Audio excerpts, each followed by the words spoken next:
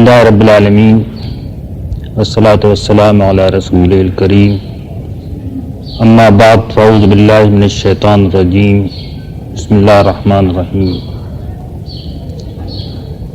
میری عزیز بیٹیوں، اس وقت میں کسی تقریر کے بجائے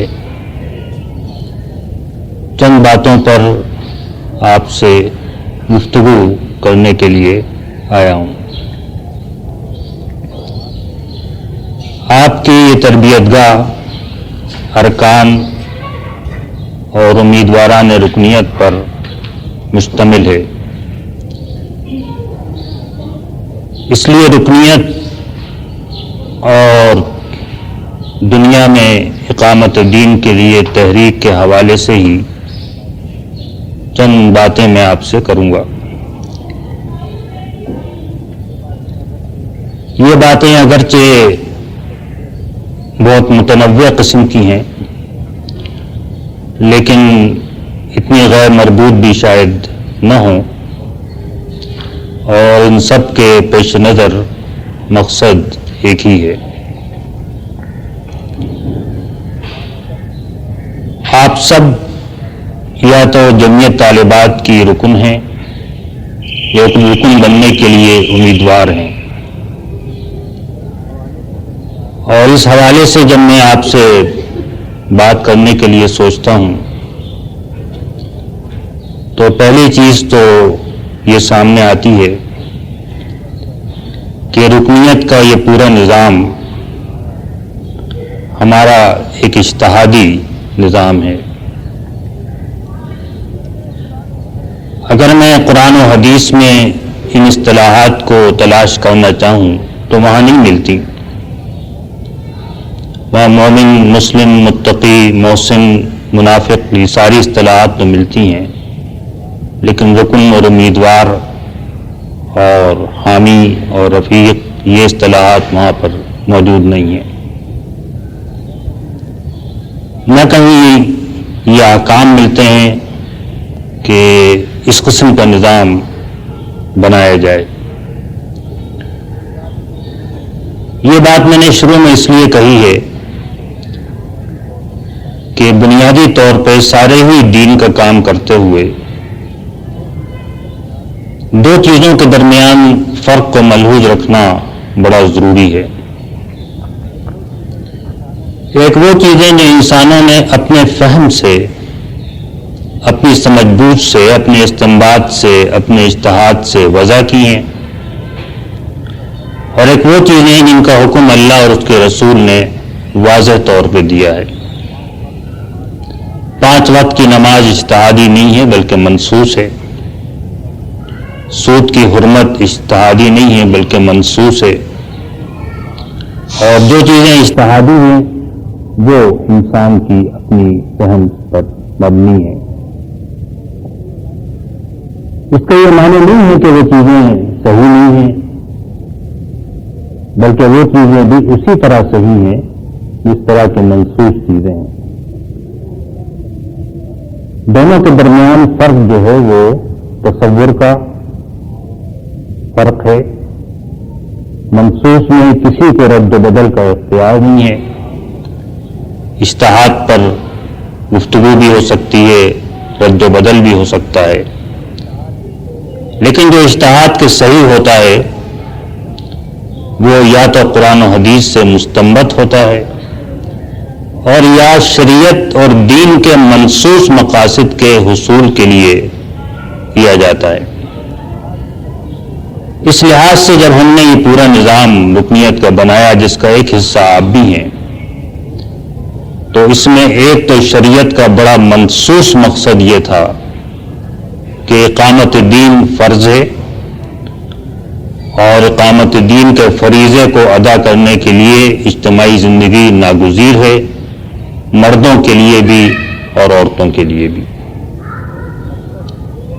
اور اس مقصد اجتماعی زندگی کو وجود میں لانے کے لیے ہم نے اپنے زمانے کے حالات کے لحاظ سے اور اپنے طریقوں کے لحاظ سے اور اپنی سہولت کے لحاظ سے جس نظام کو بہترین سمجھا وہ ہم نے وضع کر لیا. لیکن چونکہ مقصد شریعت کا منصوص ہے، اس لیے رکنیت کی ایک دینی اور شرعی حیثیت بھی ہو گئی. اور یقیناً آپ نے تحریک اسلامی کی ابتدائی تاریخ سے رودادوں میں یہ بار بار پڑھا ہوگا کہ کسی ایسے انسان کے لیے جو اس دو باتوں کا قائل ہو کہ دین کی روح سے اقامت دین بھی فرض ہے اور اجتماعی زندگی بھی فرض ہے، اس کے لیے رکنیت کے علاوہ کوئی دوسرا مقام جائز نہیں ہے. بلکہ یہ الفاظ بھی ہمارے لٹریچر میں موجود ہیں کہ اگر ہم نے کچھ لوگوں کو ہمدرد کے طور پہ قبول کر لیا ہے تو یہ صرف ایک رخصت ہے. اور اسی لیے اگر آپ جماعت اسلامی کا دستور دیکھیں، میں آپ کے دستور اس وقت میرے ذہن میں نہیں ہے، اسی لیے میں اسی کا حوالہ دے رہا ہوں، تو اس میں یہ کہا گیا ہے کہ ہر شخص کو رکن بننے کی دعوت دی جائے.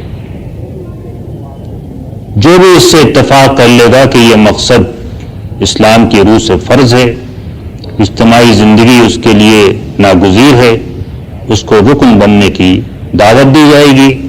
جو نہ بنے اس سے کہا جائے گا اچھا پھر تم متفق کے طور پہ بھی ہمارے ساتھ کام کرو.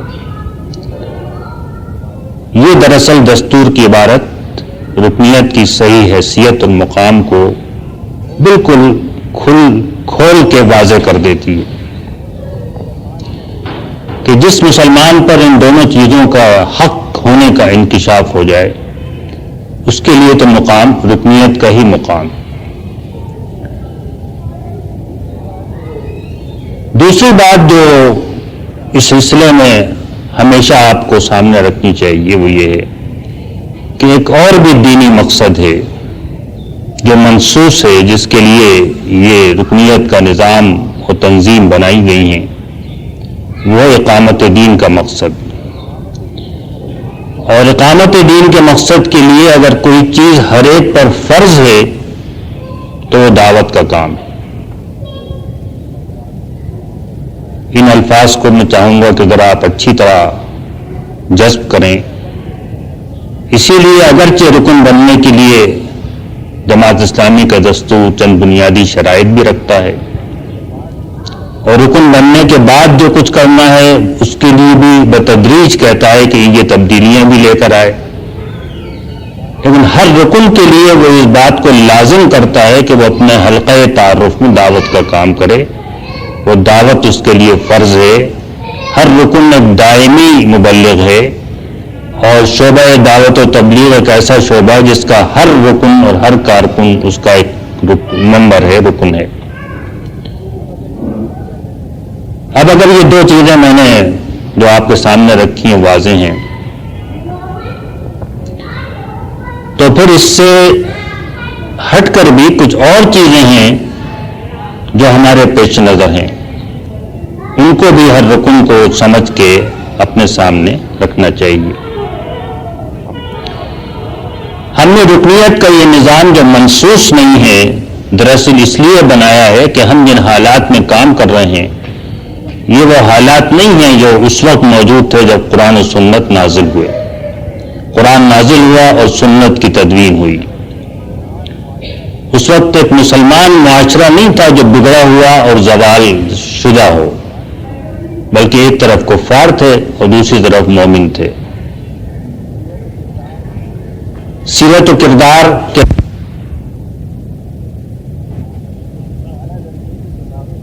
اور اعلیٰ درجے کی دماغی صلاحیتیں بھی اس لیے نہیں کہ ہم کو بہترین علماء پیدا کرنا تھے، بلکہ یہ بات بھی واضح کی گئی تھی کہ یہ اس لیے ضروری ہیں کہ ہم کو تہذیبی اور تمدنی معمار بھی بننا ہے. یہ الفاظ بھی ہمارے یہاں استعمال ہوئے ہیں کہ رکن وہ ہیں جو تہذیبی اور تمدنی معمار ہوں، تو دنیا کے اندر ایک نئی تہذیب اور ایک نئے تمدن کی تعمیر کرنے کی اہلیت رکھتے ہوں. ان کی سیرت و کردار بھی ایسی ہو جو ان کی اپنی نجات کے لیے بھی ضروری ہے آخرت میں، اور اسی سیرت و کردار کے بل پر وہ عوام کی لیڈرشپ بھی حاصل کر سکیں، لوگوں کے مرجع بن سکیں. بلکہ الفاظ یہ ہیں کہ عوام کے لیڈر بھی بنے اور تہذیب اور تمدنی معیار بھی بنے، معمار بھی بنے، اور اپنے بلند کریکٹر کی وجہ جاذبیت سے ایک ایک علاقے کے عوام کو سنبھال سکیں اور ان کی ذات عوام کا مرجع بن جائے، یعنی وہ الگ تھلگ کٹے ہوئے نہ رہیں بلکہ لوگ خود ان کی طرف رجوع کریں کہ یہ ایسے لوگ ہیں جن کے پاس ہم کو جانا چاہیے۔ یہ ہیں وہ چند لازمی چیزیں اور چند اضافی چیزیں جو کہ رکنیت کیا ہے، رکنیت کیوں ہے، رکنیت کا تصور کیا ہے، یہ ہر رکن کو سمجھنا اور جاننا چاہیے۔ اچھا، جب یہ بات ہو گئی تو اب اس کے بعد پہلی چیز تو اپنی ذات کے بارے میں سامنے آتی ہے، کیونکہ سیرت و کردار کی تعمیر ہو یا اعلیٰ درجے کی صلاحیتیں ہوں یا تہذیبی و تمدنی معمار بننا ہو، اس کے لیے سب سے بڑھ کر تو انسان چاہیے۔ اپنی ذات کی تعمیر ضروری ہے، اگرچہ اپنی ذات کی تعمیر کوئی ایسی چیز نہیں ہے جس میں آدمی گم ہو جائے اور کھو جائے، بلکہ ان چیزوں کا میں اس لیے ذکر کر رہا ہوں کہ رکنیت کوئی فارم بھر کے اور کچھ ضابطے کی کارروائی پوری کر کے، کچھ کتابیں پڑھ کے، کچھ اجتماعات میں حاضری دے کے اور سفارش سے جو رکنیت ہوتی ہے وہ مقصود نہیں ہے، بلکہ مقصود تو رکنیت کا وہ تصور ہے کہ یہ ایک فریضہ ہے اور رکنیت کا یہ معیار ہے کہ سیرت و کردار ایک مثال ہو اور تہذیبی و تمدنی معمار بن سکیں اور عوام کی لیڈرشپ حاصل ہو سکے، اور عوام کو، اور عوام سے مطلب میرا آپ اپنے اپنے دائرے میں عوام ہیں تو ان کو اپنے پیچھے لے کر چل سکیں۔ اس سلسلے میں بھی چند بنیادی باتیں میں آپ سے کرنا چاہتا ہوں۔ پہلی بات یہ، اگر آپ یہ سمجھتی ہوں کہ ہماری ذات کی تعمیر صرف کسی اجتماعیت میں شمول سے ہو جائے گی تو میرا خیال ہے کہ یہ غلط فہمی ہوگی۔ اجتماعیت میں شمولیت ذات کی تعمیر کے لیے بڑی ضروری ہے اور بڑی اہم ہے، اور انسان کی ذات ایسی ہے کہ اجتماعیت کے سانچے میں آ کر ہی وہ اس کی صحیح تعمیر ممکن ہے۔ لیکن اجتماعیت، وعظ، نصیحت، درس، تقریر، کتاب، ان میں سے کوئی چیز بھی ذات کی تکمیل کے لیے کافی نہیں ہے۔ یہ سب بھی موجود ہوں تو ذات کی تعمیر میں نقص اور کمی رہ سکتی ہے۔ اپنی ذات کی تعمیر کے لیے سب سے بڑھ کر تو اپنی کوشش اور عمل کی ضرورت ہے۔ گویا کہ آپ اپنا چارج خود سنبھالیں۔ یہ جو آپ کی شخصیت ہے، یہ آپ کی صلاحیتیں ہیں، یہ اللہ تعالیٰ نے آپ کو بے پناہ قوتیں بخشی ہیں۔ ہر نفس کے اندر اس نے اپنی روح پھونکی ہے، وَنَفَخْتُ فِيهِ مِن رُوحِي۔ ہر ایک کو سمع، بصر، فؤاد کی صلاحیتوں سے آراستہ کیا ہے۔ یہ تو بہت بڑا کاروبار ہے۔ آپ کی ذات میں پوری کائنات ہے، اور ملک کا انتظام سنبھالنے سے پہلے اور دنیا کی امامت سنبھالنے سے پہلے اپنی ذات کی امامت سنبھالنا اور اپنی ذات کی کو اپنے چارج میں لینا اور اس کو اس پر اللہ کی حاکمیت قائم کرنا، یہ تو ضروری۔ میں یہ نہیں کہتا پہلے یہ ضروری ہے بعد میں وہ ضروری ہے، بلکہ یہ بھی اچھی طرح ہمیشہ پہلے اور بعد کی بحث ذہن سے نکال کے پہلے خود بن جائیں تو دوسروں کو بنائیں، یہ بات نہیں ہے، میں اس کا بالکل قائل نہیں ہوں۔ لیکن یہ کہ اپنی ذات کو بھول کے آدمی دنیا بھر میں اسلام کا جھنڈا گاڑنا چاہے تو اپنے آپ کو بھول کر یہ کام نہیں ہو سکتا۔ تنسون انفسکم، قرآن یہ نہیں کہتا کہ دوسرے کام نہ کرو، ہم نہ کرو نیکی کا، لیکن اپنی ذات کو نہ بھول جاؤ کہ ہماری ذات کیسی بھی ہو، ہماری شخصیت، کردار کیسا بھی ہو، اور اگر ہمارا نام ارکان کی فہرست میں لکھا گیا تو یہ بات اب کافی ہے، تو ایسی بات نہیں ہے۔ اللہ کے ہاں تو ارکان کی فہرست دے کے فیصلہ نہیں ہوگا، بلکہ آپ کا اعمال نامہ دیکھ کر فیصلہ ہوگا. یا ناظمہ کا شورا کا فیصلہ جو ہے وہ اس کی ترازو میں کوئی وزن نہیں رکھے گا، بلکہ آپ کے اعمال کی شہادت جو ہے وہی ترازو کے اندر وزن رکھے گی. یہ اس حقیقت اور روح کو اگر آپ نے سمجھ لیا اور پا لیا نا، جبھی آپ صحیح معنوں میں اپنی تعمیر کر سکیں گے. اپنی ذات کی تربیت میں کہوں گا کہ صرف اگر دو چیزوں پر آپ خاص طور پر توجہ دیں تو اس کے اندر ساری چیزیں سمٹ کر آ جاتی ہیں. ایک چیز تو للہیت اور اللہ تعالیٰ کے ساتھ تعلق. جو کام کریں اللہ کے لیے کریں. سچی بات یہ ہے کہ سب خرابیاں جو ہیں وہ اخلاص کی کمی کی وجہ سے پیدا ہوتی ہیں، اور اعمال کے اندر جو وزن پیدا ہوتا ہے وہ اخلاص کی وجہ سے پیدا ہوتا ہے. اور اللہ تعالیٰ نے زمین میں خلافت کا وعدہ بھی اخلاص کے ساتھ مشروط کیا ہے. لَيَسْتَخْلِفَنَّكُمْ فِي الْأَرْضِ کا جہاں وعدہ ہے وہاں پر یہ شرط یعبدوننی لا یشرکون بی، صرف میری بندگی کریں اور میرے ساتھ کسی کو بھی شریک نہ کریں. تو اس صورت میں ان کو زمین میں خلافت اور دین کو غلبہ اور خوف کو امن اور سے بدل دوں گا.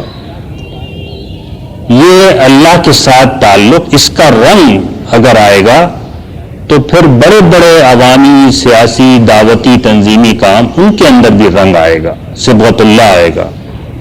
پھر ان میں سے ہر ایک تربیت کا ذریعہ بنے گا. ورنہ اجتماعات میں لوگ آئیں گے، اٹھ کے چلے جائیں گے اور آپ کی صحبت میں آ کر بیٹھیں گے اور نکل جائیں گے. اور جس طرح داخل ہوئے تھے ہم خرجو کما دخلوا، جس طرح داخل ہوئے تھے اسی طرح نکل کے چلے جائیں گے. کوئی رنگ ان پہ نہیں بیٹھے گا اور کوئی چیز ان کے دلوں میں نہیں اترے گی. تو یہ جو ہے اصل میں للہیت، اللہ تعالیٰ کے ساتھ تعلق، اخلاص.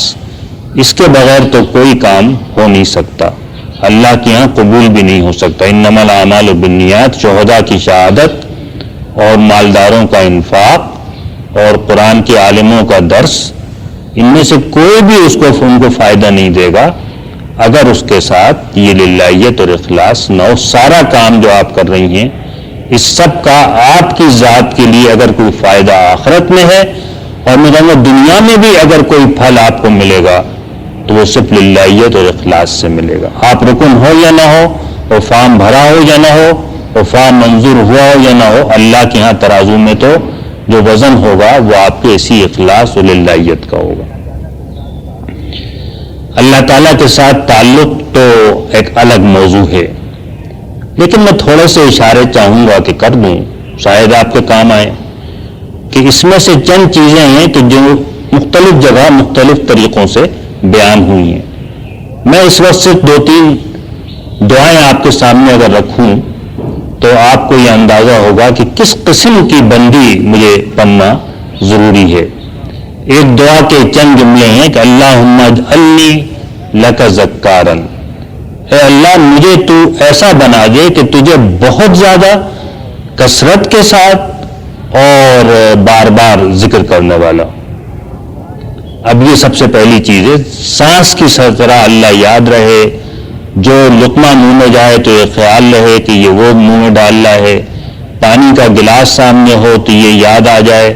اس میں کوئی وقت نہیں لگے گا، نہ الگ گوشے میں بیٹھنا پڑے گا، نہ کوئی محنت کرنا پڑے گی، لیکن ہاں توجہ کی ضرورت آپ کو پڑے گی. اٹھتے بیٹھتے، بس پہ سوار ہوں، گاڑی پہ بیٹھیں، گاڑی سے اتریں، اجتماع شروع کریں، اجتماع ختم کریں، گھر میں جائیں، کپڑے پہنیں، جو کام بھی کریں، ہر جگہ اللہ کا نام اور اللہ کی یاد. اللہم اجعلنی لک ذکارا. پھر حضور نے فرمایا لک شکارا، اور تیرا بہت بہت کثرت کے ساتھ شکر کرنے والا بنا دے. اصل میں شکر تو ساری شخصیت کی بنیاد ہے. شکر سے تو میں آپ سے کہہ نہیں سکتا کہ جس بندے یا بندی نے شکر کرنا سیکھ لیا گویا اس نے سارے دین کو پا لیا. اس کے اندر مٹھاس اور نرمی اور بہت ساری نعمتیں، اللہ کے ساتھ تعلق کی گہرائی اس سے پیدا ہوگی. اور آپ دیکھیں دونوں میں ربط بھی ہے.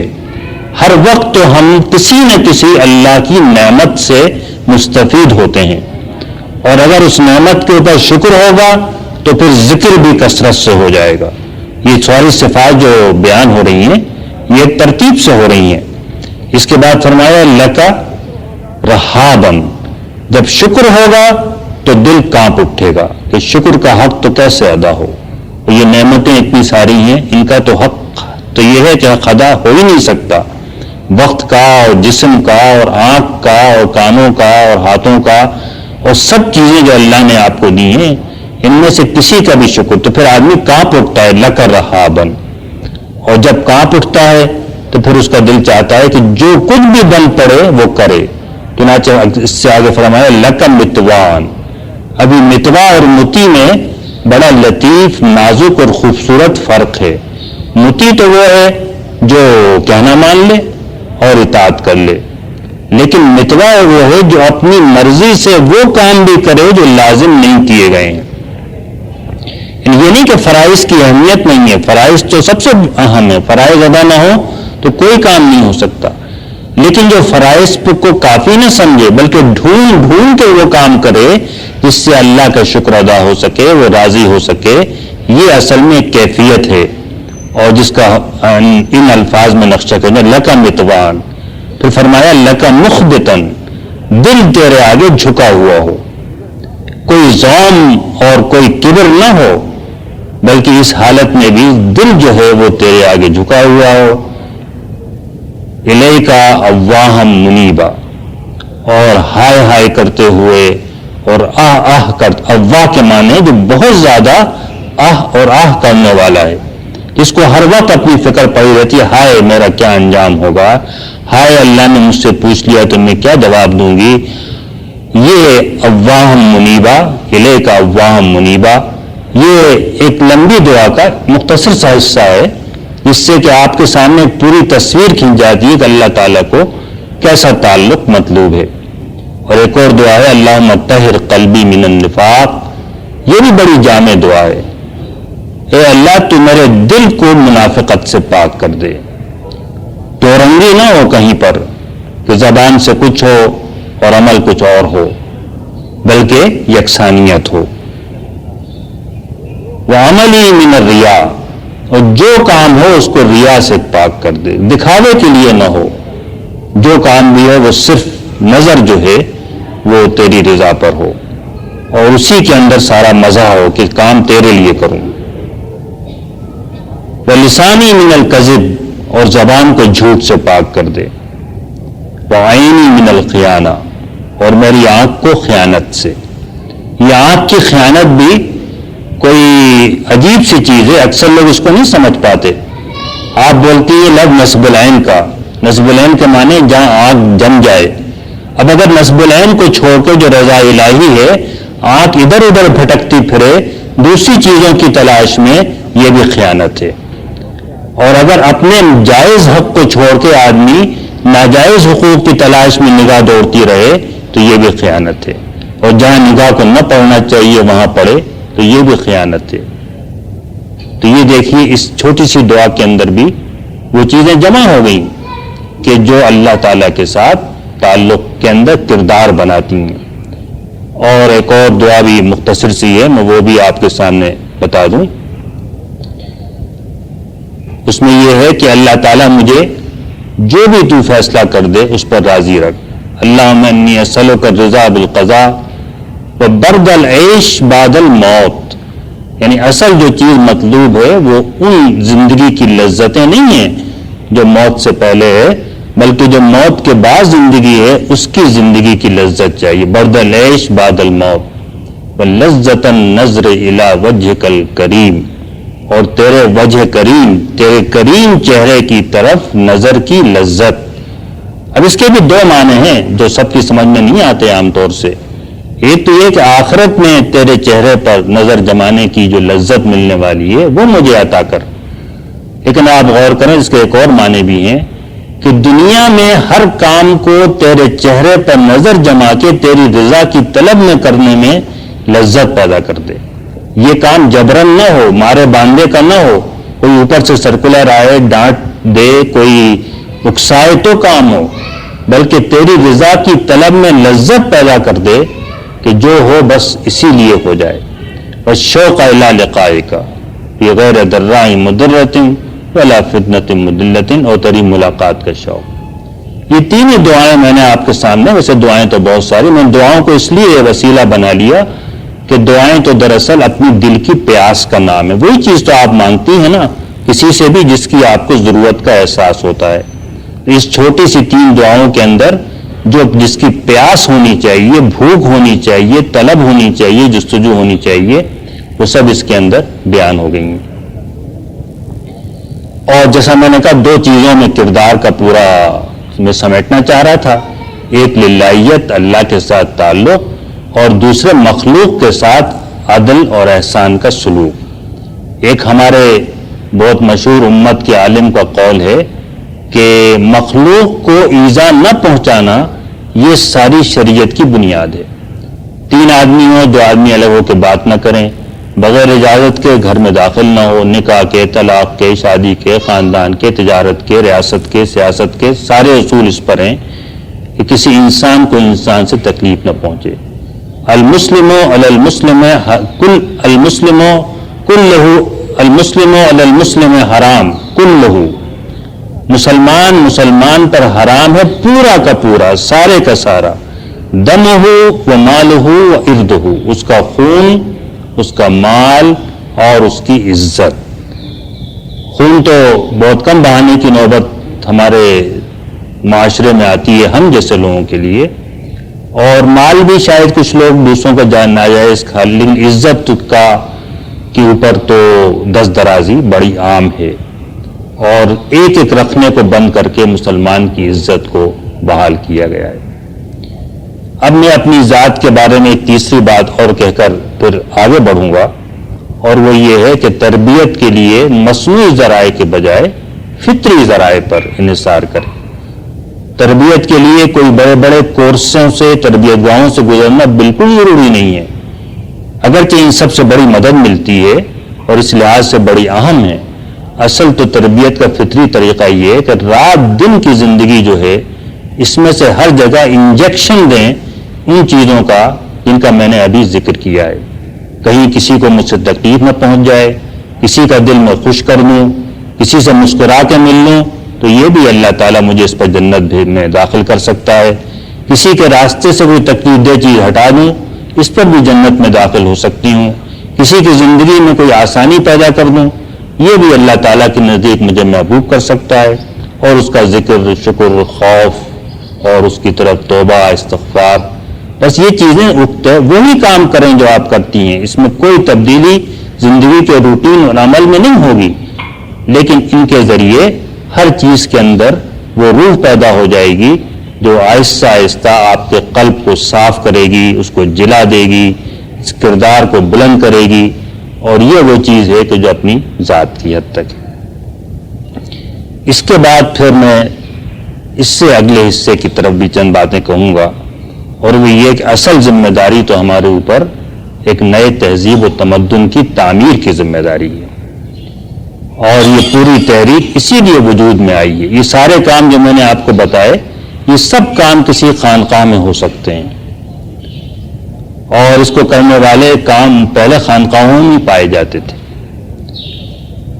اور یہ سارا علم جو ہے یہ کسی مدرسے میں حاصل ہو سکتا ہے، لیکن اصل چیز کی وجہ سے آپ بھی جمع ہوئی ہیں اور ہم سب بھی جمع ہوئے ہیں، اور جس نے میرا اور آپ کا بھی تعلق قائم کیا ہے، تو اس کے علاوہ تو آپ بتائیے اور کیا ہے کہ ہم دنیا کے اندر اللہ کے دین کی بنیاد پر ایک نئی تہذیب، ایک نیا تمدن قائم کرنا چاہتے ہیں. امامت عالم پر ہماری نظر ہے، جس پر کہ مکے اور مدینے میں بالکل بے بس اور بے کس اور مظلوم انسانوں کے ذہن میں بھی یہ بات تھی کہ عرب اور عجم اور قیصر اور کسریٰ کے خزانے اور ساری دنیا جو ہے وہ ہمارے قدموں. اسی لیے جیسے ہی وہ مدینے سے نکلے، ان کے یہاں یہ بحث پیدا نہیں ہوئی کیا تم سیاست میں پڑ گئے، اب تم تو فتوحات کے چکر میں پڑ گئے، اب تم مال غنیمت حاصل کر رہے ہو، بلکہ tunes, Morocco, Algeria, Atlantic ocean کے ساحل تک پہنچ کر بھی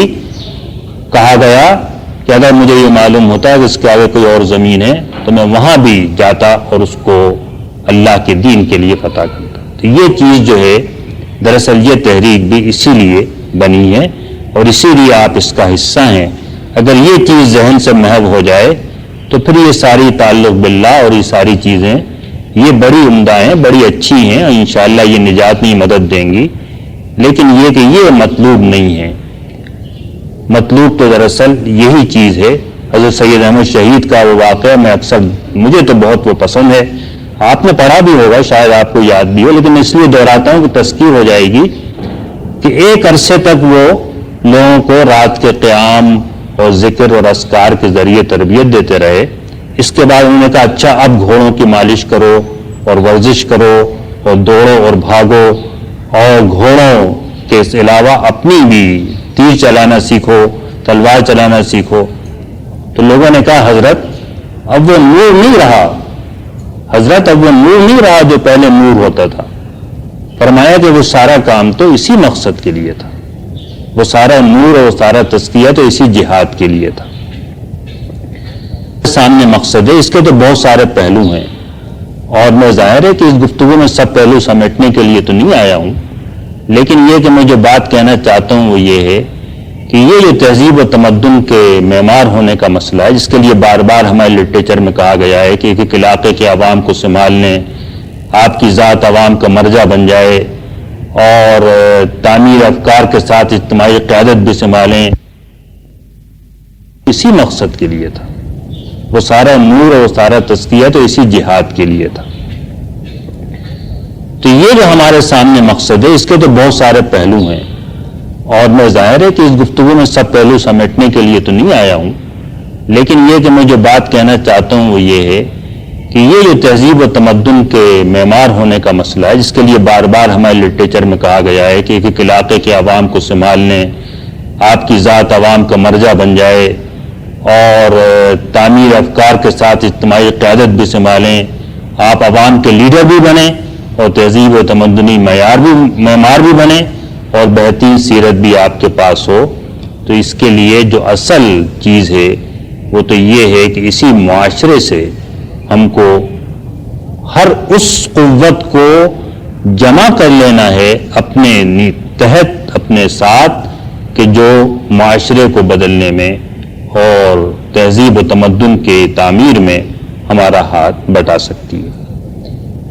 اس لحاظ سے آپ کا یہ مختصر سا گروہ, مجھے نہیں معلوم یہاں کتنی تعداد جمع ہے یا آپ کی کل تعداد کتنی, لیکن یہ مٹھی بھر گروہ یہ تو دراصل اس لیے نہیں ہے کہ اپنی ذات میں گم ہو جائے, اپنی تعداد میں, اور مطمئن ہو جائے کہ ہم نے کچھ طے شدہ تنظیمی کام کر لیے ہیں اور بس یہ کافی ہیں, بلکہ دراصل تو وہ لاکھوں لڑکیاں جو تعلیمی اداروں میں ہیں وہ سب کی سب آپ کے دامنگیر ہیں, وہ سب کی سب سوالیہ نگاہوں سے آپ کی طرف دیکھ رہی ہیں اور وہ سب کی سب جو ہیں وہ قیامت کے روز بھی آپ کا دامن پکڑ سکتی ہیں اور وہ سب آپ سے یہ سوال کر سکتی ہیں کہ تمہارے پاس یہ سب کچھ تھا, یہ ہم تک نہیں پہنچا اور تم نے ہم تک نہیں پہنچایا اور تم ہم کو ساتھ تم نے ہم کو اپنے دامن میں نہیں سمیٹا اور اپنے ساتھ لے کر تم نے دین کی راہ پر نہیں چلایا. تو یہ دراصل وہ چیز ہے کہ جو سب سے اہم ہے اور جس کے لیے ساری تحریک ہے اور جس کے بغیر ہمارا مقصد حاصل نہیں ہو سکتا. اس میں جو سب سے کارگر چیز ہے وہ تو اخلاق حسنہ ہے.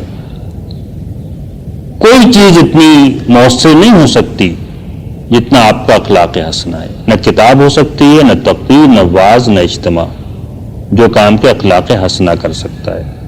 نبی کریم صلی اللہ علیہ وسلم تو ہفتے میں 2 دن سے زیادہ واعظ کرنے کو بھی پسند نہیں فرماتے تھے اور جمعے کا خطبہ بھی آپ کا بڑا مختصر ہوا کرتا تھا. اس کے علاوہ بھی آپ تقریر نہیں کرتے پھرتے تھے اپنے ساتھیوں کے درمیان. اور کتاب کا بھی یہ میں آپ کو بتا دوں, اور میری بات کو آپ غلط نہ سمجھیں, میں قرآن مجید کی اہمیت تو کم نہیں کر رہا کسی طرح بھی, لیکن اگر آپ سیرت کے پورے واقعات کی ایک فہرست بنائیں تو وہ لوگ جو قرآن پڑھ کے ایمان لائے، قرآن سن کے ایمان لائے، ان کی تعداد تو انگلیوں پہ گنی جا سکتی ہے، اور وہ لوگ جنہوں نے حامل کتاب کا اخلاق دیکھا اور چہرہ دیکھا اور ایمان لے آئے، وہ تو فوج در فوج تھے۔ کسی نے آپ کے چہرے کی مسکراہٹ دیکھ کر، کسی نے آپ کا حسن دل نواز اخلاق کا دیکھ کر، کسی نے آپ کی فیاضی دیکھ کر، کسی کے سینے پر آپ نے ہاتھ رکھ دیا اس کی ٹھنڈک محسوس کر کے، یہ وہ لوگ تھے کہ جن سے وہ قوت بنی جس نے اسپین سے لے کر چین تک اسلام کو غالب کر دیا۔ تو اگر آپ یہ چاہیں الگ تھلگ اپنے تنظیمی کاموں میں مصروف رہیں اور وہ لاکھوں عام لڑکیاں جو تعلیمی اداروں میں آتی ہیں وہ آپ کے اس اخلاق کی جھلک نہ دیکھ پائیں کہ جو نبی کریم صلی اللہ علیہ وسلم کے پاس تھا، تو پھر اور آگے کوئی اور کام نہیں ہو سکتا۔ لیکن اس کے بعد کچھ اور چیزوں کی بھی ضرورت ہوگی۔ تہذیب و تمدن کی تعمیر، جیسا میں نے کہا، کہ معاشرے کے اندر ہوگی، تو معاشرے کے اندر استعداد پیدا ہونا چاہیے۔ دین کی بالکل بنیادی تعلیم، اللہ سے محبت اور اللہ سے تعلق، اللہ کی اطاعت کے لیے آمادگی، یہ وہ چیزیں ہیں جو معاشرے کے اندر عام ہونی چاہیے۔ اسی لیے میں بالکل صاف آپ سے یہ کہہ دوں کہ میں تو ارکان کا اور ان کے تربیتی پروگراموں میں جاتا نہیں عام طور سے، صرف آپ کی سے تعلق ہے، اپنی بیٹیوں سے محبت ہے کہ آپ کی دعوت پر یہاں پر چلا آیا، ورنہ اب جماعت والے، جمعیت والے اچھی طرح جان چکے ہیں، مجھے کبھی دعوت بھی نہیں دیتے وہ اپنے ارکان کے تربیتی پروگراموں میں۔ اس لیے میرے خیال میں تو ہمارا اولین فرض معاشرے کی تربیت کرنا ہے، عام انسانوں میں دین پھیلانا ہے، ان کو تعلیم دینا ہے، ان کی تربیت کرنا ہے۔ خیر یہ تو ایک ضمنی بات آ گئی، میں نے کیونکہ گفتگو کر رہا ہوں توقیعی، اس لیے میں نے اس کو بیچ میں کہہ دیا، لیکن اصل بات یہ کہ ایسا معاشرہ، اس میں استعداد پیدا ہو، اور یہ معاشرہ جو کبھی ایک سانچے میں نہیں ڈھل سکتا، ایک سائز کا نہیں بن سکتا۔ آپ چاہیں کوئی آپ گز لے کر اور وزن لے کر سب کو ایک ترازو میں پورے 16-12 معاشرے توڑ لیں گی اور سب کو آپ ایک گز کا بنا لیں گی، تو یہ نہیں ہو سکتا۔ اللہ تعالیٰ نے انسانوں کو بڑے متنوع، بڑے مختلف سوچ، کردار، معیار کا بنایا ہے، ضعیف پیدا کیا ہے، خلق الانسان ضعیف، وہ کمزوریاں کرے گا۔ انسان کو اجلت پسند پیدا کیا ہے، وہ اجلت پسندی کے پیچھے جائے گا، اور ہر قسم کی جو انسانی روگ ہیں وہ اس کو لگیں گے۔ کیا کیا جائے؟ انہی انسانوں سے تو وہ قوت فراہم کرنا ہے جس سے ہمارا مقصد حاصل ہو سکتا ہے۔ اس حقیقت کو اگر آپ پالیں گی اور اس کو آپ سمجھ لیں گی کہ سب نہیں ہمارے اس معیار پہ پورے ہوتے ہیں، لیکن ان میں سے ہر ایک کے پاس کچھ نہ کچھ ہمیں دینے کے لیے ہے، اور ہر ایک سے ہم کچھ نہ کچھ حاصل کر سکتے ہیں، اور یہ ذرے ذرے اگر ہم جمع کر لیں گے تو پہاڑ بن جائے گا، اور قطرہ قطرہ ہم جمع کر لیں گے تو سمندر بن جائیں گے، اور یہی پہاڑ اور سمندر جو ہیں یہ زمین کو کے اندر اس نظام کو ثابت کر دیں گے، اس کو گاڑ دیں گے، اور اس سیلاب سے پوری دنیا کے اندر اس دین کو پھیلا دیں گے کہ جو ہم چاہتے ہیں، اور اس کے بغیر تو یہ کام ممکن نہیں ہے۔ میں آپ سے کہتا ہوں بالکل سوچ سمجھ کے، جتنی میری فہم عقل، ممکن ہے میں غلط ہوں اور آپ سمجھیں کہ صرف ایک گروہ تیار کر لینے سے کام ہو جائے گا، تو وہ تو نہیں ہوگا۔ میں تو اس پر بالکل مطمئن ہوں، قرآن، سیرت، حدیث، جو میرا مطالعہ ہے، سوچ ہے، تاریخ، جتنا تجربہ ہے، اور اس لیے میں یہ بات آپ سے کہہ رہا ہوں۔ ممکن ہے میں غلط ہوں، آپ کو میری اس بات سے اتفاق نہ ہو، لیکن مجھے تو اس پر کامل یقین ہے کہ جب تک ہم یہ صلاحیت نہیں پیدا کریں گے کہ ہر قسم کے لوگوں کو ہمارے دامن میں پناہ ملے، گناہ گار بھی آئیں اور وہ بھی ہم سے نرمی اور محبت پائیں، ہم ان کو توبہ اور استغفار کی تلقین کر سکیں اور وہ بھی ہمارے ساتھی بن سکیں، اور کمزور آئیں اور وہ بھی ہمارے ساتھی بن سکیں۔ میں عموماً اپنے جماعت کے ساتھیوں کو ایک حدیث سنایا کرتا ہوں، آپ کو بھی شاید کبھی سنائی ہو، جس میں حضور نے فرشتوں کا ذکر کیا ہے جو راستوں میں اہل الذکر کو تلاش کرتے ہیں، یلتمسون اہل الذکر فی الطرق، بخاری، مسلم سب میں یہ حدیث موجود ہے۔ حدیث تو طویل ہے، اس تھوڑے سے وقت میں آپ کو نہیں سنا سکتا۔ وہ جنت طلب کر رہے ہیں، دوزخ سے پناہ مانگ رہے ہیں، اللہ کی تکبیر کر رہے ہیں، حمد کر رہے ہیں، اور سب بیان جب اللہ کے پاس ہو چکا ہوتا ہے تو آخر میں اللہ تعالیٰ یہ فرشتوں سے کہتا ہے، اچھا یہ میری بشارت ہے ان کے لیے کہ میری مغفرت اور رحمت ان کے لیے واجب ہو گئی، وہ کما قال صلی اللہ علیہ وسلم. تو فرشتے کہتے ہیں، اور یہ بات آپ سب کو نوٹ کرنے کی ہے، فرشتے کہتے ہیں کہ ان میں سے فلانا آدمی تو ذکر کے لیے نہیں آیا تھا، وہ ذکر نہیں کہ یہ تو ایسے ہی آ کے بیٹھ گیا تھا راستے میں چلتے ہوئے. پھر اللہ تعالیٰ اس پہ جو الفاظ فرماتا ہے، میرا دل چاہتا ہے کہ ہم تحریک کا ہر ساتھی ان الفاظ کو اپنے دل کے اندر کہیں لکھ لے کہ ہم القوم لا یشقى جلیسہم، یہ تو ایسے لوگ ہیں ان کے ساتھ بیٹھنے والا بھی بدبخت نہیں ہو سکتا. بس یہ بات اگر آپ نے ایک دفعہ پالی کہ ہم یہ نہ بنے کہ فلانا آ گیا تو ہم خراب ہو جائیں گے، اور فلانی لڑکی ہمارے ساتھ دیکھی گئی اس کے چہرے پہ نقاب نہیں ہوئی تو لوگ جمعیت کے بارے میں کیا خیال کریں گے، بلکہ آپ یہ سوچیں کہ ہم ایسے ہوں کہ جو ہمارے پاس آ کے بیٹھ جائے اللہ کا فیصلہ اس کے بارے میں یہ کہ یہ بدبخت نہیں ہو سکتا، یہ جو ہے یہ خراب نہیں، یہ تو اس کو کچھ نہ کچھ تو ضرور ملے گا ہم سے. تو یہ چیز ہے جس سے کہ ہم دراصل وہ قوت اصل کام کے لیے فراہم کر سکتے ہیں. اس کے لیے بھی کچھ چھوٹے چھوٹے اصول ہیں، اور میں اپنی دوسری تقریروں میں ان اصولوں کو حکمت دین کے بارے میں اور بہت سی تقریریں میری کیسٹ پر موجود ہیں اور میں تفصیل کے ساتھ ان کو بیان کر چکا ہوں. لیکن یہاں پر کیونکہ آپ سب ارکان جمع ہیں اس لیے میں اس میں تھوڑا سی مختصراً 2-3 چیزیں اور بیان کر دوں. اس میں بڑا اہم اصول جو ہے وہ دین میں تیسیر کا ہے. تیسیر عربی کا لفظ ہے، اس کے معنی آسان کرنا اور آسان بنانا، جس کی حضور نے بہت نصیحت کی ہے.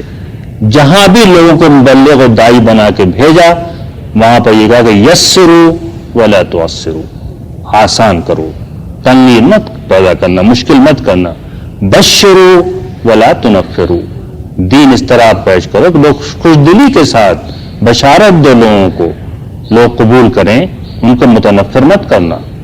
حضرت معاذ بن جبل حضرت ابو موسیٰ اشعری کو یمن کی طرف بھیجا تو کہا پہلے ایمان کی دعوت دینا، پھر نماز کے بعد بات بتانا، پھر زکوٰۃ کا ذکر کرنا، ایک دم پورا بوجھ مت لاد دینا.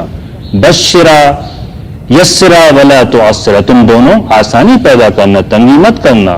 بشرا ولا تنفرا، لوگوں نے نماز طویل کی تو آپ نے کہا حضرت معاذ بن جبل سے ناراض ہو کر کہ چھوٹی صورتیں پڑھو، اور مختلف شاہ ولی اللہ رحمۃ اللہ علیہ نے حجۃ البالغہ میں ایک پورا باب اس پر قائم کیا ہے.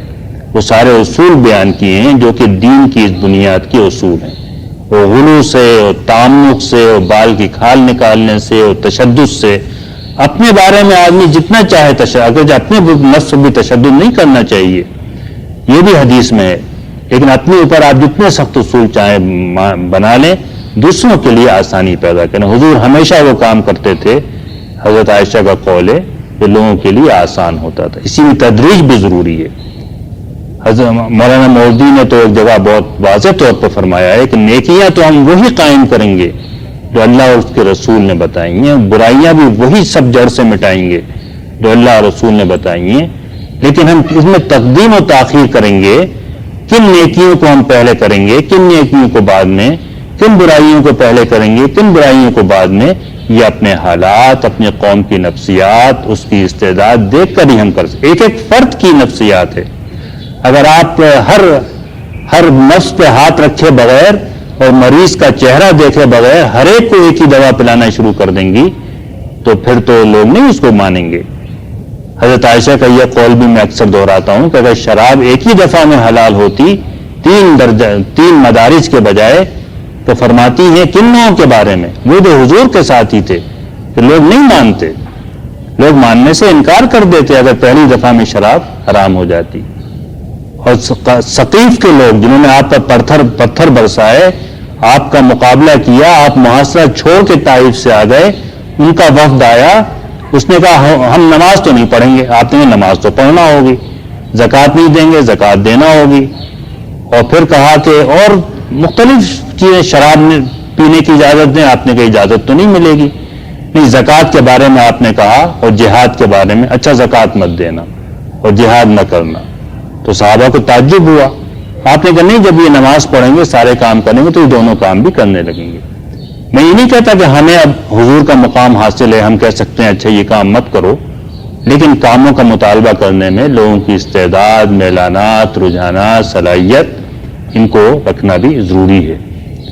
اور ہر ایک کی کام کرنے کی صلاحیت مختلف ہے، سب ایک قسم کے کام میں نہیں آ سکتے ہیں۔ جیسے جیسے ہم پھیلتے جائیں گے ہم کو اس کا بھی انتظام کرنا پڑے گا۔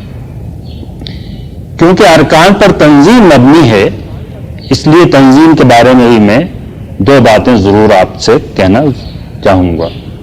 ایک بات یہ کہ جاندار تنظیم وہ نہیں ہے جہاں پر کہ سارا کام سرکولر اور حکم کے ذریعے ہوتا ہو۔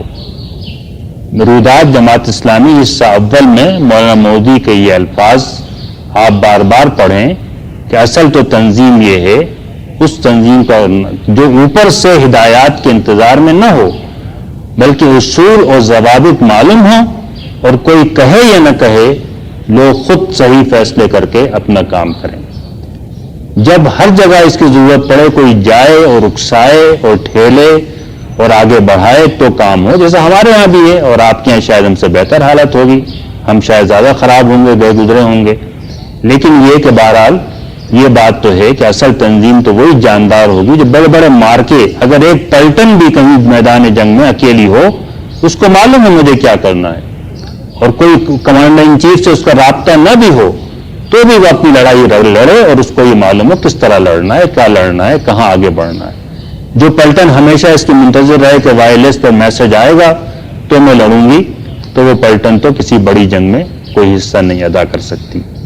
تو اپنی تنظیم میں یہی تربیت دے کر آپ اپنے یہاں تربیت دیں گی، آپ کو فائدہ ہوگا، یہی تربیت دے گی آپ ہمارے یہاں بھیجیں گی تو ہمیں بھی شاید بڑی قوت ملے گی کہ خود سے کام کریں بغیر اس سے کہ اوپر سے کوئی ٹھیلے، ان ضوابط کے اندر رہیں جو ضوابط کے یہ کام کرنے کے لیے ضروری ہیں۔ اور یہ بات بھی ہمیشہ یاد رکھیں کہ تنظیم مقصد نہیں ہے۔ جب آپ کے اوقات کا، توجہات کا، وسائل کا، انسانوں کا بڑا حصہ تنظیم پر لگنے لگے تو اس کے معنی ہے کہ کہیں خرابی ہے۔ اس لیے کہ اصل مقام تو دعوت و تربیت ہے، عوام کو تیار کرنا ہے، لوگوں کو، عام لڑکیوں کو تیار کرنا ہے اور ان تک بات پہنچانا ہے۔ تنظیم تو اس کا ذریعہ ہے۔ اگر ذریعہ ہی سب کچھ کھانا شروع کر دے تو اگر سارا مسجد بنانے ہی میں سارا مال لگ جائے، توجہ لگ جائے، نماز پڑھنے کی فرصت نہ ہو تو پھر تو مسجد بنانے کی کوئی فائدہ نہیں، حالانکہ مسجد تو بڑی محترم مقدس چیز ہے۔ تو یہ وہ چیز ہے کہ جو تنظیم کے بارے میں سامنے رکھنا ضروری۔ اب آخر میں دو تین باتیں، وقت ختم ہو رہا ہے، آخر میں دو تین اور بھی باتیں ہیں۔ جیسا میں نے کہا مختلف باتیں کر رہا ہوں میں، اور شاید بہت زیادہ باتیں کر رہا ہوں، سب تفصیل ہو گئی ہے۔ بڑی اہم بات جو کام کرتے ہوئے سامنے رکھنے کی ضرورت ہے وہ یہ ہے کہ تدبیر اور حکمت عملی ایک چیز ہے، اصول ایک اور چیز ہے۔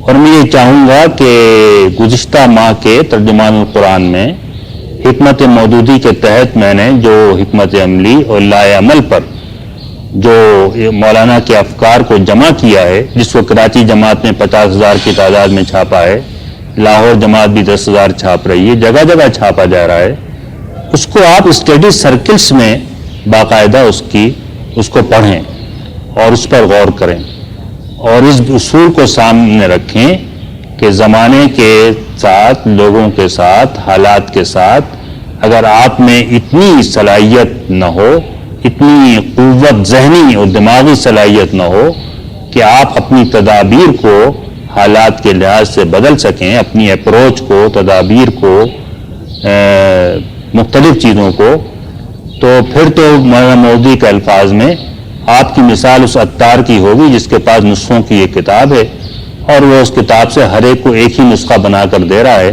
بغیر یہ جاننے کہ مریض کیا ہے اور اس کے حالات کیا ہیں، اس سے قواعد کیا ہیں، کس مریض کو کس چیز سے پرہیز کرانا ہے اور کس کو کس دوا سے فائدہ ہوگا، اگرچہ بظاہر مرض ایک نظر آتا ہو۔ تو اس طریقے سے ایسا عطار جو ہے جو کہ حکمت سے خالی ہو، وہ نہیں دین پر عمل کرا سکتا۔